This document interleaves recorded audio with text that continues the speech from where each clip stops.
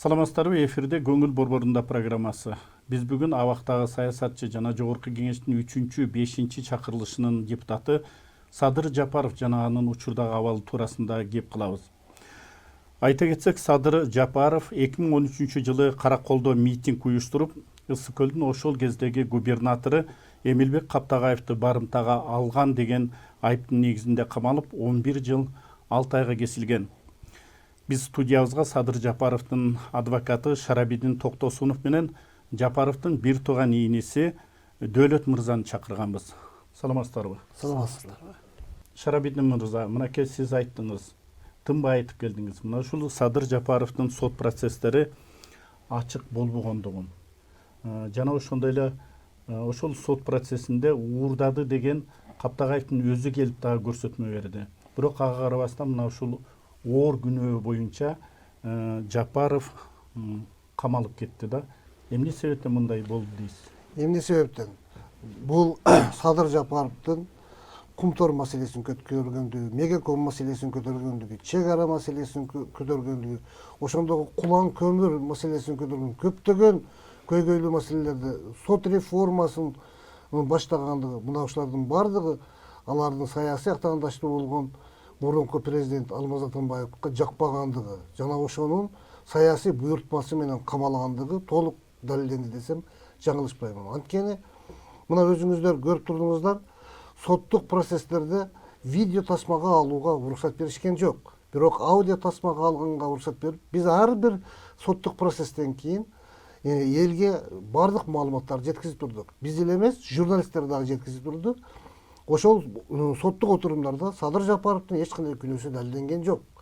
Жабырлануучу деп аталган Эмилбек Каптагаев өзү баш болуп, бул жерде Садыр Жапаровдун күнөөсү далилденген жок. Аны актап бергиле деп тарыхта биринчи жолу апелляциялык көзөмөл иретинде даттануулар менен кайрылып, соттук отурумдарга барып, журналисттердин суроолоруна жооп берип, анын күнөөсү далилденбегендигин ачык айкын көрсөттү. Бирок Каптагаев мырза өзү арыз жазганбы, доо арыз сотко? Жок. Мына ошо элдердин бардыгы айтып атат. Биз ошол экинчи инстанцияда, апелляциялык инстанцияда төрагалык кылуучу Жаңылмамбет алы Каптагаевга карата орой мамиле жасап, анын айткандарын сиздин оюңузду биз билебиз деп, ал өзүнүн ошондой алдын ала оюн билдирип эме кылганда, биз талап кылганбыз. Садыр Эмилбек Каптагаевдин жабырлануучу катарында берген көрсөтмөсүн жана биринчи ушул иш боюнча жазган арызын окуп бериңиз деп. Арызын окуганбыз, арызда Садыр Жапаровдун фамилиясы да жазылган эмес, Садыр Жапаровду күнөөлүү дебестен. А көрсөтмөсүн окуп берди, көрсөтмөсүндө дагы Садыр Жапаров жөнүндө бир сөз жазган эмес. Негизи ошондой уурдоо болгонбу жана ошондой эле башка күбөлөр эмне деген? Башка күбөлөр да бир дагы күбө Садыр Жапаровга түздөн түз ушул уюштурду деген кинени айта алган жок. Мындай эмени бир дагы далил жок. Анткени Садыр Жапаров ал митинг болгон күнү Кыргызстандын аймагында болгон эмес. Ал башкы прокуратурага жазуу түрүндө кайрылып, мына алдыңыздарда отурат, Дөөлөт Жапаровдун бөйрөгү жок, ошол убакта реабилитация бул өтө катуу ооруп атканда, ошол Бинскиден келет, ушу донор табылды деп. Ошол үчүн барып жазып, уруксат алып булар чыгып кеткен Кыргызстан аймагынан. Мына ошол учурда болуп атат.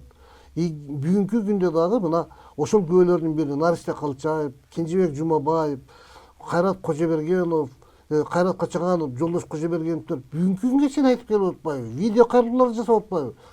Эч кандай Садыр Жапаровдун бул жерге тиешеси жок. Биз каруулуктар өзүбүз уюштурганбыз. Бул ишке биз бир дагы саясатчыны аралаштырган эмеспиз деп. 11 жыл 6 ай бул мөөнөт эмне себептен берилди бул? Вот ошо бардыгына табышмакта. Эмне үчүн 12 жыл эмес, эмне үчүн 11 жыл эмес, 11 жыл 6 ай. Кайсы эмеден алды? Кайсы эгерде жеңилдетүүчү жагдайы кайсыл, оордутуучу жагдайы кайсыл кылган кылмышы үчүн буну эч ким далилдеп көрсөтүп бере алган жок да. Демек бул ушул 11 жыл 6 ай деген нерсени көрсөтүп берди. Соттор ошону эле жазып окуп берди.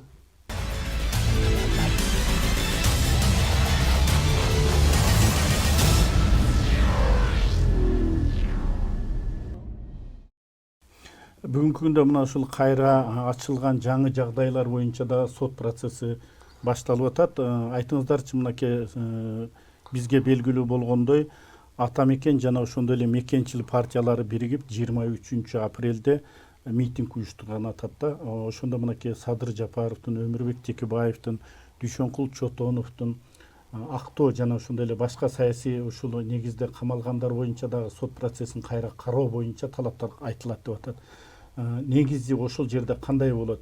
Мына ушул биригүү бул убактылуу эле болобу? Же кийин дагы ушул эки партия биригип кетеби деген да суроолор бар да. Негизи ошол күнү кандай талаптар айтылат? Бул мындай бийликке кыр көрсөтүү эмеспи? Же чындап эле мынакей соттор дали адилетсиз чечим чыгарат деп ойлоп атасыздарбы?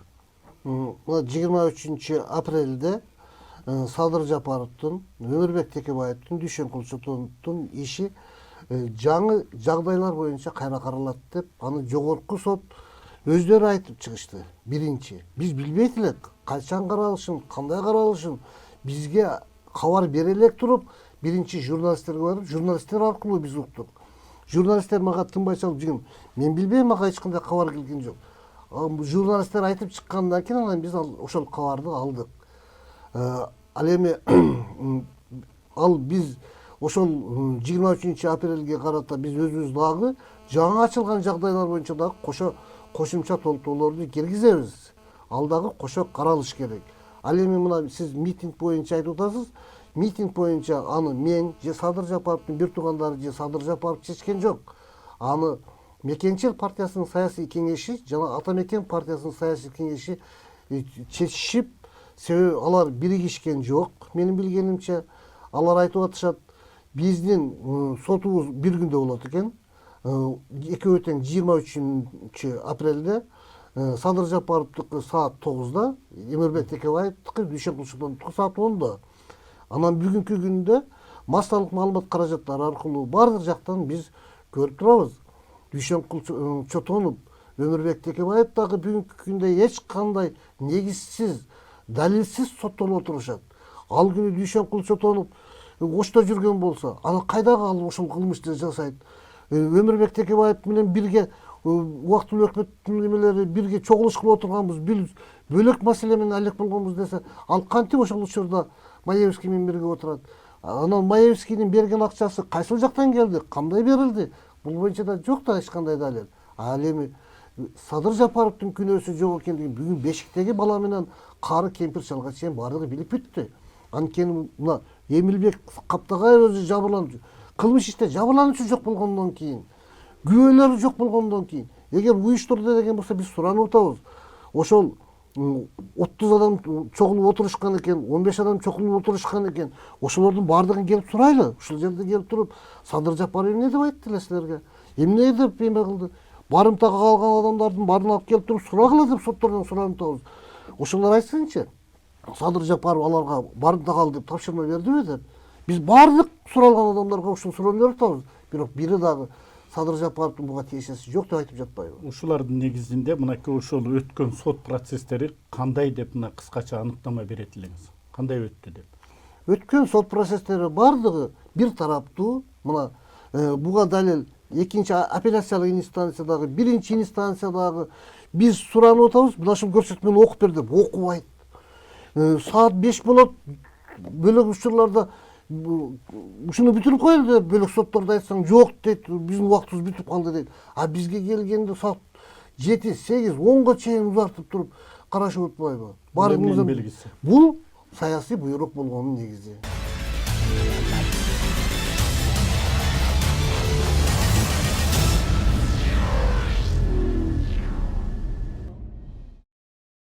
Садыр Жапаров мына ушундай айыптар коюлганда Москвада чет жакта болчу да, кийин ал келди.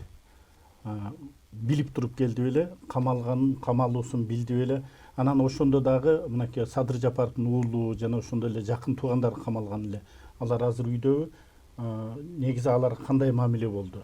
Садыр Жапаров ушул жакка келе жатканда мен дагы өзүм дагы айткам, себеби мен бул жактагы эмелерди билем. Өтпөй эле койбойсузбу? Бул жакта аба ырайы бөлөкчө болуп атат. Мына миңдеген спецназдан иттер, аттар менен турушат.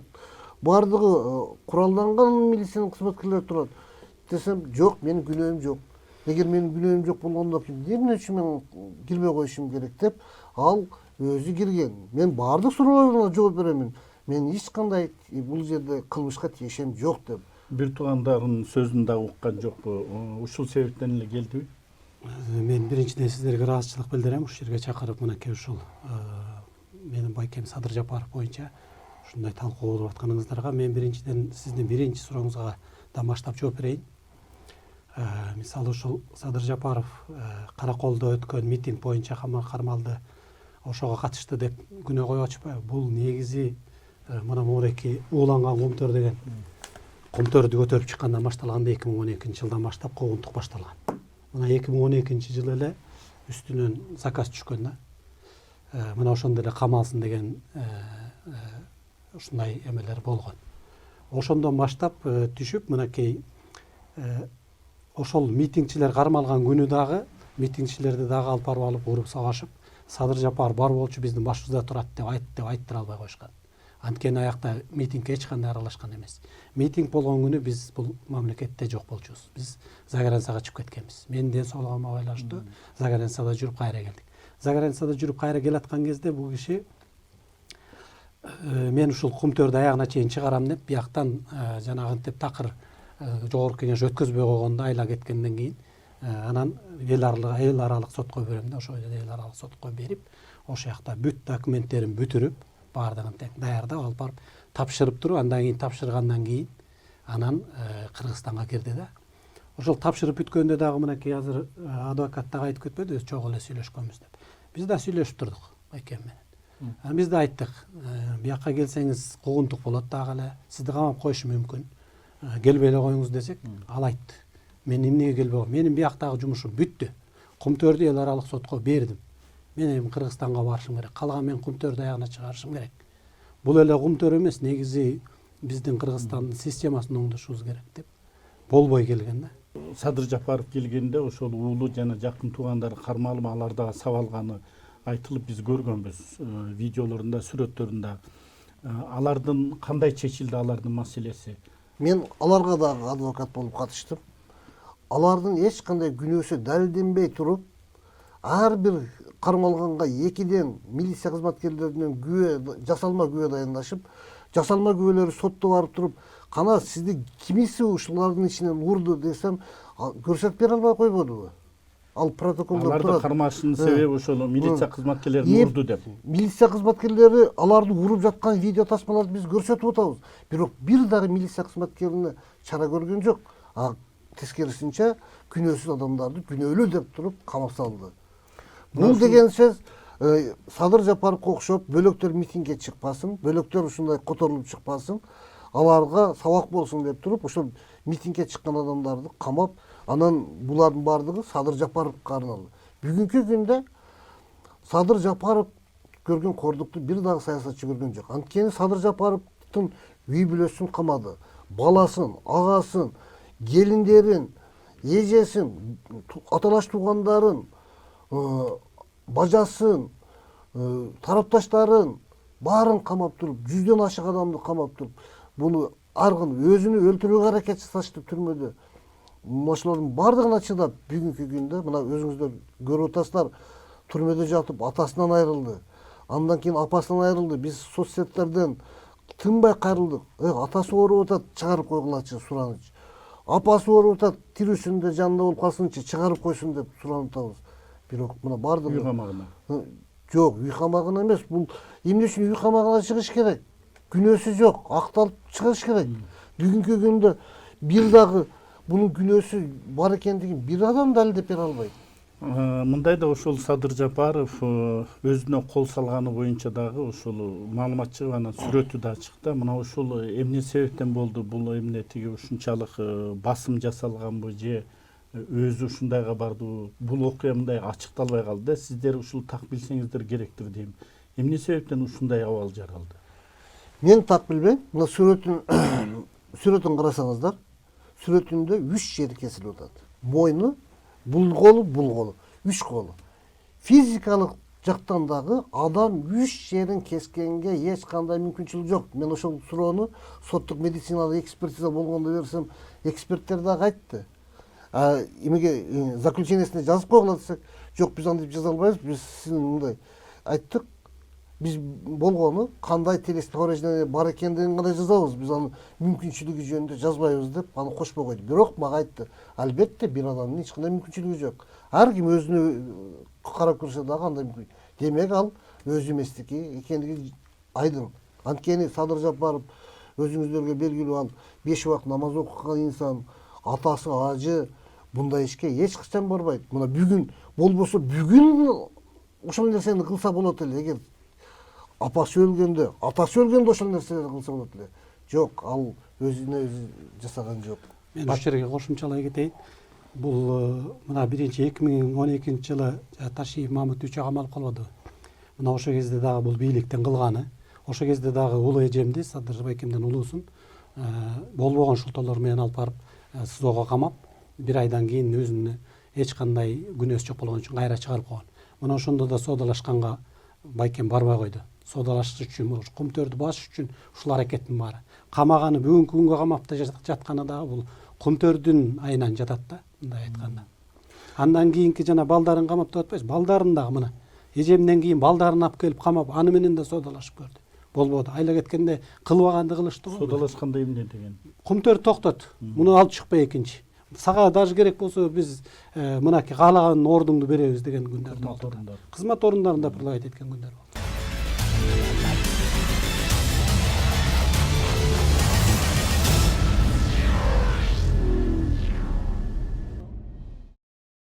Мынакей 17-жылы Садыр Жапаровдун атасы көз жумду. Мына ошондо деген топурак салууга чыгарылган жок. Бирок арты кайрылуу болсун, өткөн айда ошол апасы каза болду. Ага бийлик уруксаат берди. Мына ушул жерде Садыр мырза айтты, Кыргызстанда адилеттик орноп келе жатканына ишеним бар деди да. Эмне себептен ушундай деп айтты? Мен бул боюнча кийин Садыр Нуркожоевич менен сүйлөштүм. Эмне үчүн дегенде, мына мурунку бийликтин учурунда мен атам өткөндө ушу атама топурак салганга да уруксат бербедиле.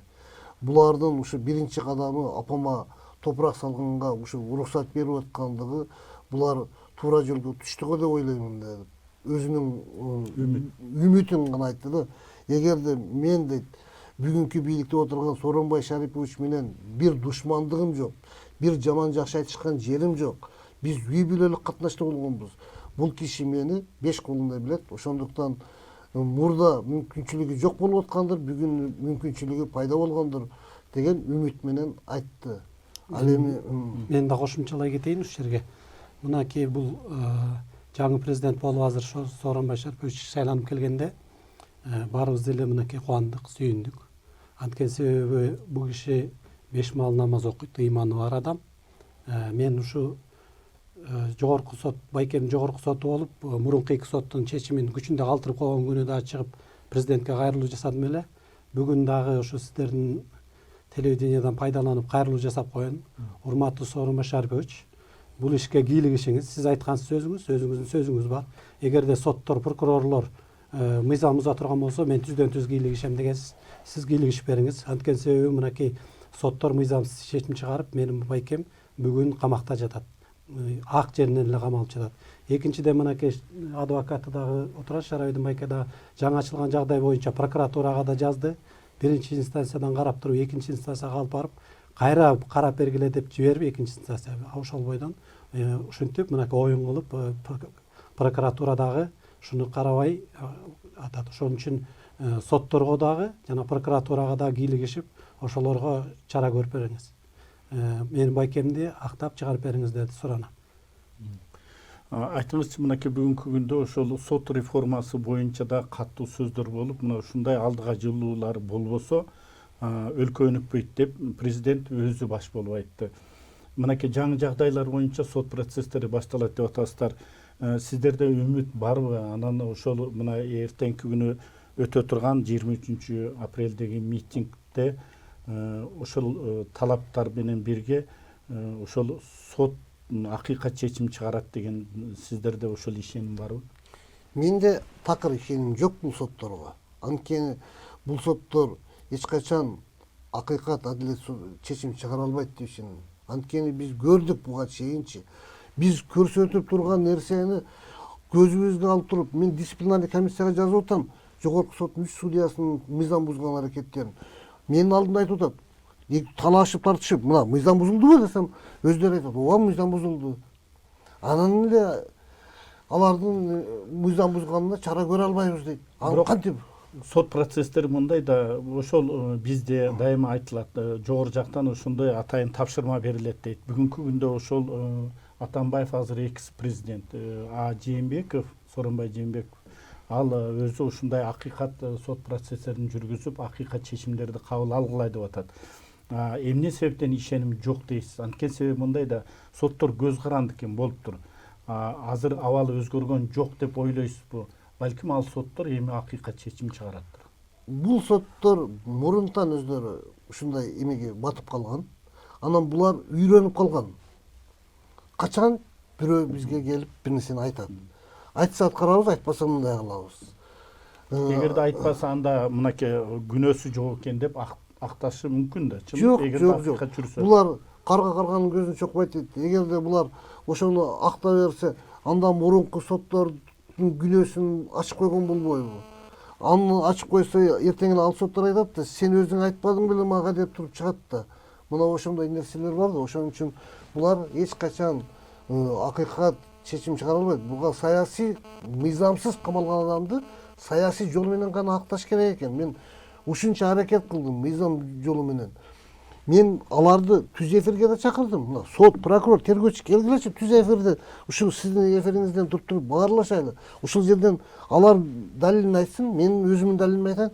Ушул жерде эл көрүп туруп баа берсинчи, кимдики туура. Садыр Жапаровдун күнөөсү барбы же жокпу? Ушул жерден талкуулайлы десем, ага келбейт жатпайбы бири дагы. Убактыңыздарды бөлүп мына ушул абактагы жана ошондой эле кыргыз элинин чыгаан уулу Кумтөрдөп ушул камалып отурган Садыр Жапаров боюнча маалымат бөлүшкөнүңүздөр үчүн чоң рахмат. Мындан аркы ушул сиздердин үй бүлөңүздөргө да бакубат жашоо каалайбыз. Анткени себеби кандай болбосун акыйкаттык бир күн орнойт дейт. Ошол дагы батыраак болушун биз дагы тилейбиз. Андай иштериңиздерге, өзүңүздөргө ийгилик каалайбыз. Рахмат сизге. Ушундай мүмкүнчүлүк түзүп бергенсиз. Сизге чоң рахмат. Рахмат. Урматтуу телекөрүүчүлөр, ушуну менен Көңүл борборунда программасынын кезектеги саны соңуна чыкты. Биз бүгүн абактагы саясатчы жана жогорку кеңештин 3-5 чакырылышынын депутаты Садыр Жапаровдун абалы жана бүгүнкү күндөгү мындан аркы кадамдары туурасында маалымат берүүгө аракет кылдык. Анда кайрадан көрүшкөнчө сак саламат болуңуздар.